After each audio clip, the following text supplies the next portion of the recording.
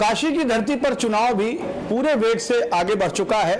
13 मई को प्रधानमंत्री यहां आ रहे हैं, रोड शो करेंगे, लेकिन हर बार की तरह अजय राय इस पूरे चुनाव में डटे हुए हैं और अब भी इस बार भी चुनाव मैदान में अजय राय क्या क्या नए आरोप भाजपा पर लगा रहे हैं और प्रधानमंत्री के विकास कार्यों को लेकर जो चुनौती उन्होंने दी है। एक बार फिर से हम उनसे बात करने के लिए मौजूद है बनारस में।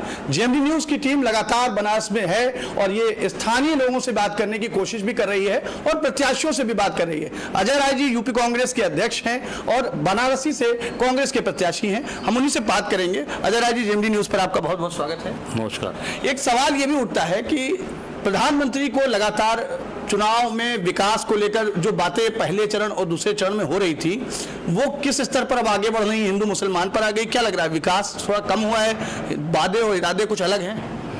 देखिए, निश्चित तौर से इस बार का जो वोट जनता दे रही है वो इश्यूज पे दे रही है।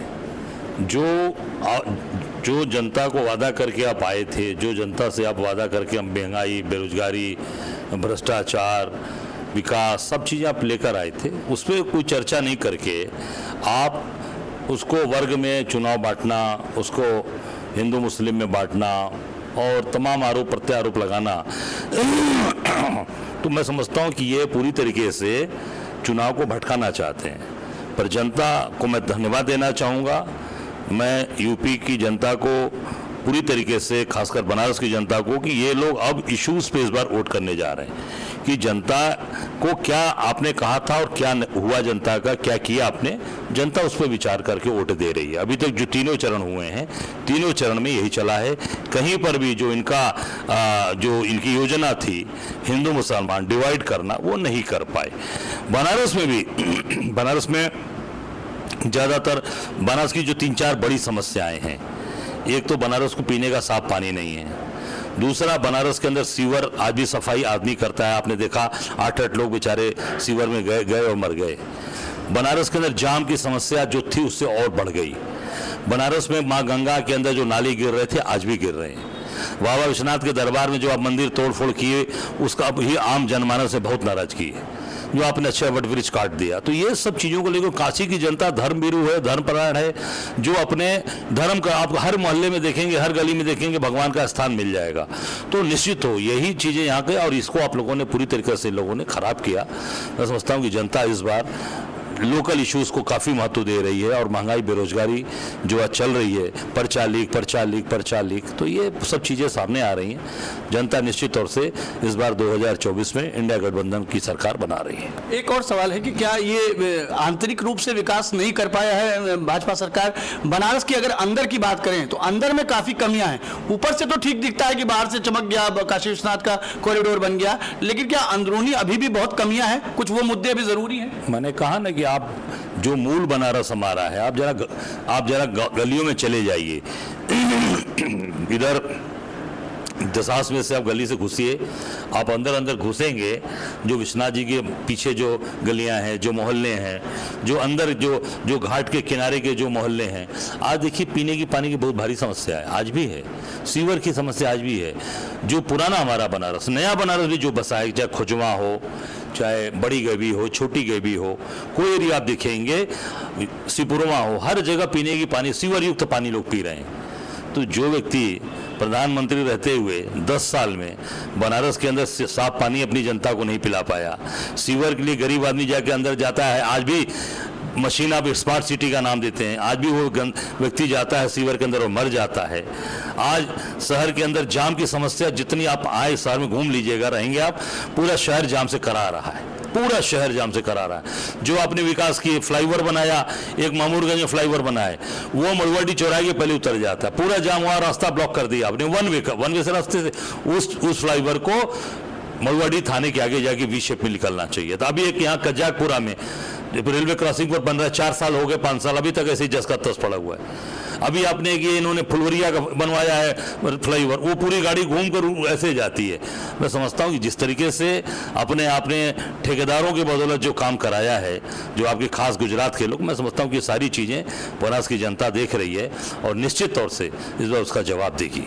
अजय जी, आप यूपी कांग्रेस के अध्यक्ष भी हैं। एक सवाल उत्तर प्रदेश के मुख्यमंत्री ने अभी आज ही ट्वीट करके कहा है और बाकायदा एक वीडियो बाइट में दिया है कि पश्चिमी उत्तर प्रदेश और पूर्वी उत्तर प्रदेश, पश्चिमी सभ्यता और भारतीय सभ्यता के रूप में कांग्रेस बांटना चाहती है देश को। तो क्या ये वो आरोप उनके सही हैं या इसका क्या जवाब देंगे? नहीं, मैं इतना ही कहना चाहूँगा, आप ही कहते हो कि कांग्रेस ने यहाँ 60 साल राज किया, 50 साल किया, तो 50 साल में कांग्रेस ने कहीं बांटा किसी को? कांग्रेस जोड़ने की राजनीति करती है, तोड़ने की राजनीति नहीं करती है।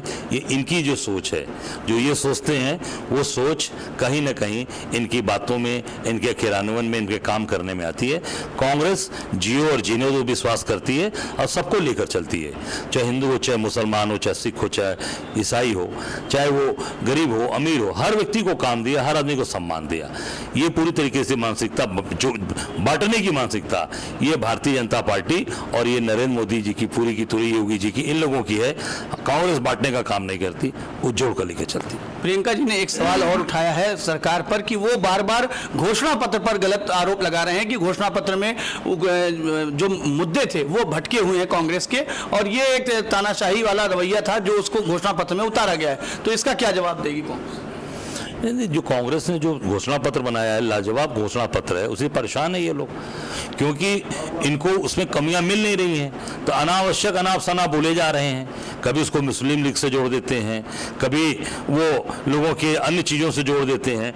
आप क्यों नहीं, आप 10 साल रहे, आपने जो कहा था 10 साल के घोषणा पत्र में, आपने अपने घोषणा पत्र को कहीं भी उस पर लागू किया? आपने उत्तर प्रदेश की घोषणा पत्र आप इनका ले लो, सेंट्रल का 14 और 19 का दोनों निकाल लो, देखो क्या उसमें इन्होंने किया है। कांग्रेस जो कहती है वो करती है। हमारा जो घोषणा पत्र है वो पूरे हिंदुस्तान की तस्वीर बदल देगा। ये तो कह रहे हैं हमने किसानों को कर्जा माफ किया है। कहाँ माफ किया? किसी किसान से पूछ लो, बैठे हैं किसान। किसानों को जो माफ भी किया 2000, 2500, 3000, तो उनको सर्टिफिकेट दिया। सर्टिफिकेट का बाकायदे कार्यक्रम चलता था ना, उसमें योगी जी खुद जाते थे और सर्टिफिकेट देते थे कि नहीं तुम कर्जदार थे, ये 2000 रुपया तुम्हारा कर्जा माफ कर दिया, लिया के घर में मड़वा के टांग देना, ताकि तुम्हारे बच्चे देखेंगे कि तुमने कर्जा लिया था। कांग्रेस ने भी कर्जा माफ किया था। सर्टिफिकेट दिया किसी को? आप पता लगा लीजिएगा, कोई सर्टिफिकेट मिला कि भैया कर्जा माफ हो गया आपका, राजभर जी, आपका राघवेंद्र जी, अजय जी, कर्जा माफ कर दिया, पता लगा रहे भाई बैंक में पैसा, सरकारी पैसा आ गया, आपका कर्जा माफ हो गया। बैंक वाले बता रहे हैं उसको, कोई सर्टिफिकेट नहीं, कोई हमने प्रोपेगेंडा नहीं किया। इन्होंने बाकायदे उसको भी एक इवेंट किया, इवेंट करके घर में जाके सबके अपने घर में फोटो मड़वा के टांग दो कि हमारे बेटा कहेगा बाप कर्जदार था, सरकार ने इनका 2000 रुपया, 4000, 10,000 माफ किया। ये आप ये कहा जाता है ना हमारे यहाँ कि भाई दाहिने हाथ से पता, अगर किसी की मदद करो तो बाएं हाथ से पता न चले, बाएं से किसी की मदद करो तो दाहिने से पता न चले। ये हमारे यहाँ की सोच रही है, ये कांग्रेस की सोच है। करना है उस किसान का माफ करना, तो उसका मखौल नहीं उड़ाना है, उसकी गरीबी का मजाक नहीं उड़ाना है, उसकी मदद करनी है तो चुपचाप उसकी मदद किया और उसका सम्मान पूर्वक उसका सम्मान भी बचाया। हम ऐसा काम नहीं करते। एक आखिरी सवाल, अगर बनारस में अजय राय को लोग चुनेंगे तो कुछ 2 मुद्दे ऐसे जिन पर उनको आपको चुनना चाहिए। देखिए, सबसे बड़ी बात है कि जब आप उनका बेटा, परिवार का बेटा, जो यहाँ की चीज़ों को, भौगोलिक स्थिति को समझता है, जो यहाँ की गलियों को जानता है, जो महादेव का भक्त है, माँ गंगा का भक्त है, बाबा काल भैरव का दर्शन करता है, तो वो जो यहाँ जानता है गलियों को, वो निश्चित तौर से बनारस का विकास करेगा।